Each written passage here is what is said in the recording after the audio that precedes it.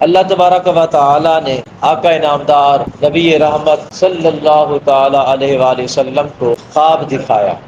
آقا نے خواب دیکھا اور صبح اپنے غلاموں کو بیان فرمایا۔ جب صبح بیان فرمایا تو اس انداز میں بیان فرمایا، آقا نے فرمایا میں دیکھ رہا ہوں لوگوں کے بدنوں پر قمیضیں ہیں، بعضوں کی قمیض سینے تک ہے، بعضوں کی قمیض کچھ نیچے تک، اسی طرح ہر کوئی اپنی قمیض کو نیچے کی طرف کھینچ رہا ہے تاکہ پورا کرے اپنے بدن پر۔ آقا نے فرمایا میں نے دیکھا جو قمیض حضرت عمر بن خطاب نے پہنی ہوئی تھی وہ ٹخنوں سے بھی نیچے زمین پر لگ رہی تھی۔ صحابہ کرام خواب سن رہے ہیں۔ صحابہ کرام نے عرض کیا یا رسول اللہ صلی اللہ تعالی علیہ وسلم، آقا آپ نے اس خواب سے کیا تعبیر لی ہے؟ آپ کیا ارشاد فرماتے ہیں؟ آقا نے فرمایا الدین، فرمایا اس قمیض سے مراد دین ہے۔ رب کریم نے میرے عمر کو اتنا دین عطا فرمایا ہے کہ یہ سر سے لے کر پاؤں کے ناخنوں تک دین ہی دین ہے مکمل، اتنا دین عطا فرمایا۔ اور پھر حضرت ابن عمر سے روایت ہے، فرماتے ہیں آقا علیہ الصلوۃ والتسلیم نے فرمایا ہم سو رہے تھے۔ یہ دوسرا خواب آقا بیان فرما۔ حضرت عمر بن خطاب رضی اللہ تعالیٰ عنہ کے فرزند ہیں، آپ کے بیٹے محدث تھے، حدیثیں بیان کرتے تھے، بہت بڑے محدث تھے، ان کا نام حضرت عبداللہ تھا۔ حضرت عبداللہ بن عمر رضی اللہ تعالی عنہما بیان کرتے ہیں کہ آقا علیہ الصلوۃ والتسلیم نے اپنا خواب بیان فرمایا۔ آقا نے فرمایا کہ ہم سو رہے ہیں، ہمارے خواب میں دودھ پیش کیا گیا۔ آقا نے فرمایا میں نے پیا، پھر میں نے اپنے دوسرے ساتھیوں کو دیا، میں بھی سیر ہو گیا، دوسرے بھی سیر ہو گئے، حتیٰ کہ آخر میں نے عمر فاروق کو عطا کیا۔ حضرت عمر فاروق رضی اللہ تعالیٰ عنہ نے پیا۔ جب انہوں نے پیا تو مکمل سیرابی کے ساتھ دودھ کو ختم کر دی۔ جب تعبیر پوچھی گئی آقا اس کی تعبیر کیا ہے؟ آقا علیہ الصلوۃ والتسلیم نے فرمایا یہ علم تھا۔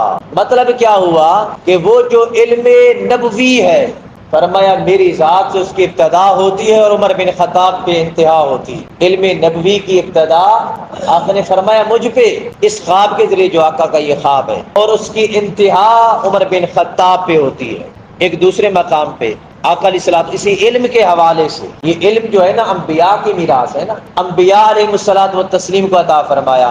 یہ علم ہر کسی کو نصیب نہیں ہو، انبیاء کے بعد بھی رب تعالیٰ نصیب والوں کو عطا کرتا ہے۔ اللہ تبارک و تعالی سے دعا کیا کرو کہ باری تعالیٰ میں صاحب علم عطا فرما، اور ایسا علم عطا فرما جو نفع دینے والا۔ آقا علیہ الصلوۃ والتسلیم بھی اپنے رب سے ہمیشہ دعا کیا کرتے تھے اللہم انی اسألک علما نافعا، باری تعالیٰ مجھے علم نافع عطا فرما، نفع بخش علم عطا فرما۔ اور نفع بخش علم کیا ہے؟ وہ علم ہے جس پر عمل نصیب ہو جائے۔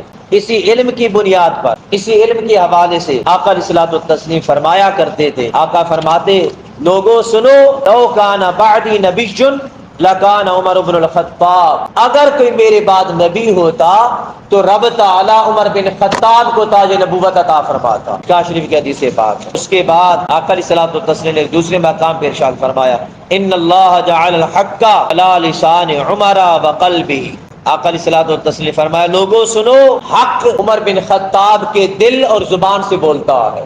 مطلب کہ حضرت عمر بن خطاب رضی اللہ تعالیٰ عنہ کے دل میں جو بھی آرزویں پیدا ہوتی ہیں وہ ساری کی ساری حق پر مبنی ہوتی ہے۔ زبان سے جو الفاظ نکلتے ہیں وہ حق پر ہوتے ہیں، ان کی زبان سے نکلا ہوا کلمہ وہ بھی حق ہے۔ آقا علیہ الصلوۃ والتسلیم نے دعا مانگی تھی اسلام کو طاقت دینے کی، کہ اسلام کو، دین شریعت کو، دین اسلام کو، دین محمدی کو، دین وحدانیت کو طاقت نصیب ہو۔ اس طاقت کے حوالے سے آقا علیہ الصلوۃ والتسلیم نے اپنے رب کریم سے دعا مانگی۔ دعا کس الفاظ سے مانگی؟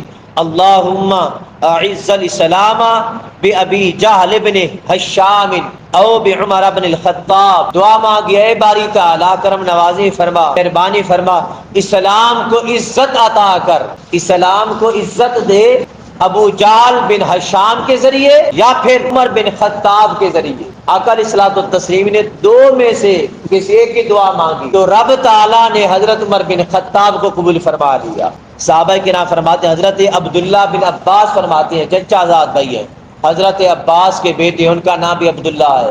وہ فرماتے ہیں جس رات آقا علیہ الصلوۃ والتسلیم نے یہ دعا مانگی تھی اسی رات کے صبح ہم نے دیکھا حضرت عمر بن خطاب حضور کی بارگاہ میں آ گئے اور بارگاہ میں آ کر اسلام قبول کر لی۔ آقا علیہ الصلوۃ والتسلیم ان کی دعا نے یہ رنگ لایا، رب کریم نے حضرت عمر بن خطاب کو قبول فرما لیا۔ اس سے پتہ یہ چلا آقا علیہ الصلوۃ والتسلیم کی بھی یہ مراد ہے حضرت عمر بن خطاب رضی اللہ تعالیٰ عنہ۔ اور پھر آقا علیہ الصلوۃ والتسلیم نے جب مانگا تھا فقط حضرت عمر بن خطاب کو نہیں مانگا، آقا نے دو نام لیے، ان دو ناموں میں سے رب کریم کی بارگاہ میں فیصلہ چھوڑ دیا، باری تعالیٰ جو آپ چاہیں، تو رب تعالیٰ نے بھی ان دو میں سے عمر بن خطاب کو چاہا رضی اللہ تعالیٰ عنہ۔ یہ شان ہے حضرت عمر بن خطاب رضی اللہ تعالیٰ عنہ۔